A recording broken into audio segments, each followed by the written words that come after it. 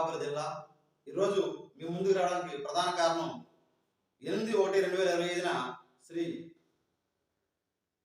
నరేంద్ర మోడీ గారు మన గౌరవ ప్రధానమంత్రి గారు, అలాగే మన గౌరవ ముఖ్యమంత్రి వర్యులు శ్రీ నారా చంద్రబాబు నాయుడు గారు, అలాగే మన గౌరవ ఉప ముఖ్యమంత్రి వర్యులు శ్రీ కోనేరు పవన్ కళ్యాణ్ గారు, మన యువనేత శ్రీ నారా లోకేష్ గారు, అలాగే బీజేపీ అధ్యక్షురాలు పురంధేశ్వరి గారు అందరూ ఈ సమక్షంలో ఆంధ్రప్రదేశ్ కి పెట్టుబడుల వరద వచ్చింది.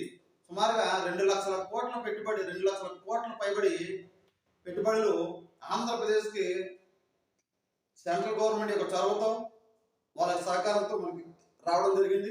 ఇందులో భాగంగా గత 10-15 సంవత్సరాలుగా ఉత్తరాంధ్ర ప్రజలు అభిలషిస్తున్న చిరకాల వాంఛగా మారిన విశాఖ రైల్వే జోన్ రావడం మనందరికీ గర్వకారణం. అది చాలా సంతోషించదగ్గ విషయము. అలాగే దేశంలోనే 2వ గ్రీన్ హైడ్రోజన్ ప్లాంట్ పునరుత్పాదక ఇంధన వనరుల్ని ఉత్పత్తి చేసే ఉద్దేశంతో ఆంధ్రప్రదేశ్లో 2వ గ్రీన్ హైడ్రోజన్ ప్రాజెక్ట్ ని చంద్రబాబు గారు ఒక విజన్తో గ్రీన్ హైడ్రోజన్ ప్లాంట్ ని అస్తాపురంలో ఏర్పాటు చేయించడం, దానికి ఇనాగ్రేషన్ జరగడం, అలాగే బల్క్ డ్రగ్ పార్క్ నక్కపల్లిలో ఏర్పాటు చేసి తద్వారా సుమారుగా 50,000 పైబడి ఈ 5-6 సంవత్సరాలు ఉద్యోగాలు వచ్చే అవకాశాలు ఉన్నాయి. ప్రాజెక్టు పూర్తి అయితే వాళ్ళ సహకారం పూర్తిగా అంది మనం పూర్తయినట్లయితే అది మనం గర్వించదగ్గ విషయం. ఈ మధ్యకాలంలో ఒక శుభపరిణామమే అని చెప్పవచ్చు. అయితే ఇక్కడ మనం మాట్లాడవలసిన విషయం ఏంటంటే, ప్రస్తుతం ప్రధానమంత్రి గారు వచ్చి ఒకసారి ఇనాగ్రేషన్ చేసి ప్రాజెక్టులన్నీ వెళ్ళిపోవడం జరిగింది.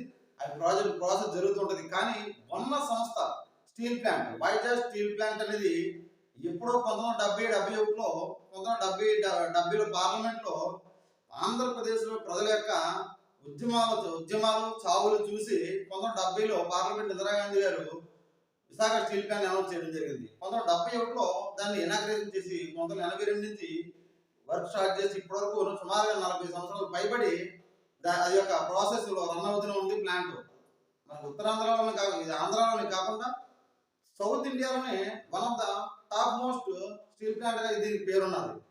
మనకి వైజాగ్ అంటే నార్త్ ఢిల్లీకి వెళ్ళినా, నార్త్ ఇండియాకి వెళ్ళినటువంటి వైజాగ్ అంటే స్టీల్ ప్లాంట్ ఉంది కదా అంటారు. అలాంటి పరిస్థితి ఆంధ్రప్రదేశ్ లో ప్రభుత్వ రంగ సంస్థలు ఉన్నది. అలాంటి దాన్ని నష్టాలు అనేది ముడిసరుకులు అందక నష్టాలు జరిగిందో, లేక ఎంప్లాయీస్ ఎఫిషియన్సీ లేకపోవడం జరిగిందో, ఇటు ఏదో విధంగా నష్టాలు అయితే జరగడం జరిగింది.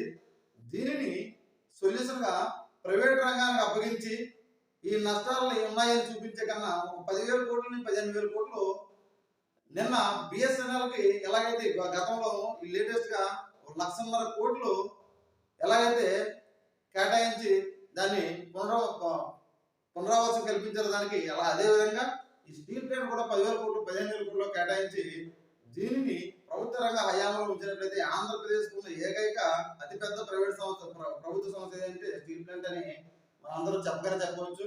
దాన్ని కూడా మనం కాపాడుకునే పరిస్థితుల్లో ఆంధ్రప్రదేశ్ లో ఉంటే తదుపరి ఆంధ్రులు అసమర్థులనే ఫీలింగ్ కూడా రావచ్చు. కాబట్టి దీనిని మన కూటమి పెద్దలు, ఇప్పుడు ప్రస్తుతం ఉన్న ప్రభుత్వం, అక్కడ సెంట్రల్ గవర్నమెంట్ కూడా మన కూటమి పైన డిపెండ్ అయి ఉన్నది. దాన్ని అవకాశంగా తీసుకొని ఈ సంస్థకి ఉపశమన చర్యలుగా కొంత అమౌంట్ వచ్చేలా చేసి దానిని ప్రభుత్వ హయాంలో ఉండేలా చేస్తే ఎంతో బాగుంటుందని అందరి ప్రజలు, ఉత్తరాంధ్ర ప్రజలు ఎస్పెషల్లీ కోరుకుంటున్నారు. ఎందుకంటే మన చేతిలో ఉన్నది కూటమి హయాంలో దీన్ని ఆపగలరు అనే ఒక నమ్మకం ఉన్నది. ఆ నమ్మకాన్ని కోల్పోతే మనకి జనాలు ఉద్యమాలు చేయరు. ఆంధ్ర ప్రజలు ఫర్ ఎగ్జాంపుల్ చెప్పాలంటే 2014 నాటికి ఆంధ్ర ప్రజలు పెద్దగా ఉద్యమం చేయట్లేదు, కానీ సోనియా గాంధీ యునానిమస్ గా ఒక నిర్ణయం తీసుకున్నారు, సింపుల్ గా ఆంధ్రాని విడదీస్తున్నాం అనేసి. కానీ దాని ఫలితాన్ని వాళ్ళ పార్టీ తర్వాత ఫ్యూచర్లో చూపిస్తూనే ఉన్నారు. అటువంటి పరిస్థితులు ఎలా వస్తాయంటే ప్రజలు ఎమోషనల్ ఉంటారు, కానీ ఆంధ్ర ప్రజలు ఎమోషన్ ని ఎలక్షన్ లో చూపిస్తారో తప్ప ఉద్యమాల రూపంలో ఎక్కువ చూపించరు. దాన్ని కూడా మనం దృష్టిలో పెట్టుకొని మన కూటమి పెద్దలు, మన గౌరవనీయులైన విజనరీ లీడర్ చంద్రబాబు నాయుడు గారు, పవన్ కళ్యాణ్ గారు, పురంధేశ్వరి గారు, అలాగే లోకేష్ గారు అందరూ కూడా అవసరమైతే అపోజిషన్ పార్టీలు కూడా మన ఈ యొక్క కమిటీగా ఫామ్ అయ్యి అందరూ కూడా మోడీ గారితో చర్చలు జరిపి దీన్ని ప్రభుత్వ హయాంలో ఉండే విధంగా చేస్తే అందరూ కూడా హ్యాపీగా ఫీల్ అవుతారని. ఎందుకంటే గత ప్రభుత్వంలో మనకి ఆంధ్ర బ్యాంకు యూనియన్ బ్యాంక్ లో కలిపేస్తే దాన్ని అడగడానికి కూడా ఎవరు అడగలేదు. ఆంధ్ర బ్యాంక్ అనేది ఒక ఉనికి, ఆంధ్ర అనే ఒక పేరు మన నార్త్ లో కూడా ఎవరు లేదు. ఆంధ్ర బ్యాంక్ అనేసి పట్టాభి సీతారామయ్య గారు ఆంధ్రలో ఒక బ్యాంక్ ఉంటుందని ఆంధ్ర బ్యాంక్ స్టార్ట్ చేసినారు. అలాంటిది ఒక సంస్థ ఒక పెద్ద పెద్ద వ్యక్తులను తయారైన సంస్థలు కనుమరుగైపోయే పరిస్థితి కనపడుతుంది. కాబట్టి వాటి ఉనికిని కాపాడడానికి మన ప్రభుత్వ పెద్దలు కూడా చొరవ తీసుకొని దీని ఉపశమన చర్యగా కొంత నిధులు రిలీజ్ చేసి అవసరమైతే ఆర్సిలర్ ఏ విధంగా అయితే మనకి నక్కపల్లిలో స్థాపించబోతున్న ఆర్సిలర్ స్టీల్ ప్లాంట్ ఏ విధంగా అయితే ముడి సరుకుల్ని అందించి సహకారం అందించాలనుకుంటారో ఉన్న సంస్థని ప్రైవేట్ సంస్థని ఎలా ఎంకరేజ్ చేయండి, ఉన్న సంస్థని కాపాడుతూ ఆంధ్రప్రదేశ్లో ప్రజల యొక్క ఆత్మాభిమానం కాపాడితే ఇంకా బాగుంటుంది అనేసి అందరి అభిప్రాయాలు ఎక్కువ వినిపిస్తున్నాయి. కాబట్టి దీన్ని దృష్టిలో పెట్టుకొని అదేవిధంగా మనం స్టీల్ ప్లాంట్ అనేది ఎస్టాబ్లిష్ చేయడం అనేది ఈ రోజున అంత ఈజీ కాదు. రెండో ప్రణాళికలో మెగా ఇండస్ట్రీస్ ఉండాలనేసి నెహ్రూ గారు 3 స్టీల్ ప్లాంట్ స్టార్ట్ చేశారు. దాని ఎఫెక్ట్ వల్ల ఆంధ్రాలో కూడా అవేర్నెస్ ఇచ్చి మాకు కూడా స్టీల్ ప్లాంట్ కావాలి, విశాఖ కావాలనేసి ఆ రోజున ఉద్యమాలు చేస్తే 1970 ఇందిరాగాంధీ గారు కూడా ఇవ్వడం జరిగింది.